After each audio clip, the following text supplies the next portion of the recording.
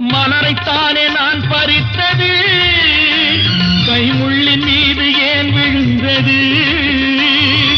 உறவைத்தானே நான் நினைத்தது, என்னை பிரிவு வந்து ஏன் அழைத்தது?